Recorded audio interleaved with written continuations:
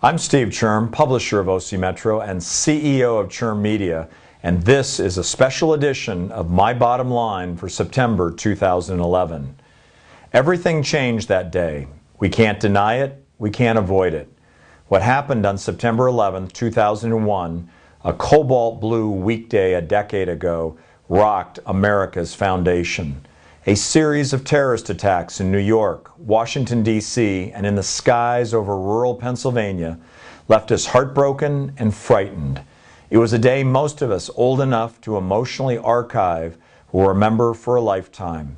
Just like the Kennedy assassination a generation before, we will share the collective memory and trauma of the Twin Towers at the World Trade Center collapsing in flames, and the Pentagon in our nation's capital, punctured and smoldering. The images are seared forever in our consciousness. If recalling the attacks themselves on anniversaries like this is not enough to stir our stomachs or pinch our nerves, there is ample evidence all around that it reminds us that life changed forever on that inglorious day. Access to public places like museums, government buildings, and even sports venues has been curtailed. Metal detectors, cameras, and screening devices, not to mention hand searches of bags or pat-downs, are common. Many high-rises and office building lobbies now employ uniformed personnel as a deterrent to outsiders. Transportation hubs, particularly airports, have undergone some of the most dramatic makeovers in the wake of 9/11. It's hard to fathom that not long ago, eager family members or business colleagues escorted air travelers to and from airline gates. Now, a gauntlet of button-down, blue-shirted TSA workers runs your bag, shoes, and most private of items through 21st century screening devices.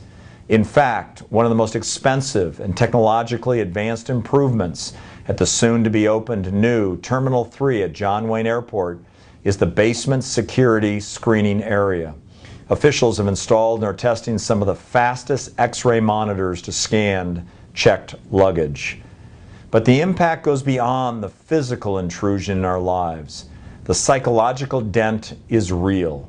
Just last month, when the strongest East Coast earthquake in a century struck the region, rattled residents told reporters that their first reaction to the noise and shaking was that it was a terrorist attack. When it wasn't, one Virginia attorney told CNN, quote, "Thank God it was only an earthquake." The fear of another foreign assault still rests just below the surface. As a result, racial profiling is still part of post-9/11 America. It is wrong, but on some level unavoidable with our growing diversity and the sheer size of our population.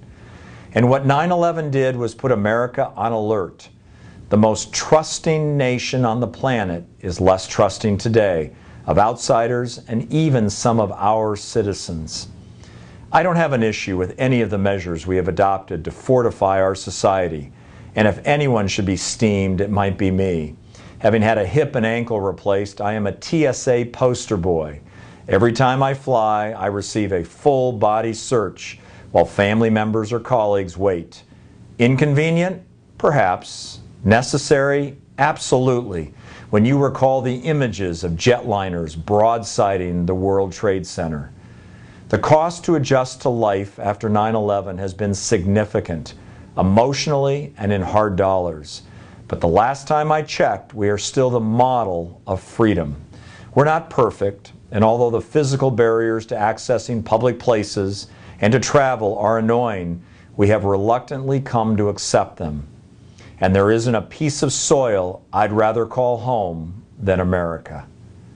I'm Steve Churm, and thanks for watching this Remembering 9/11 special edition of The Bottom Line here at OCmetro.com.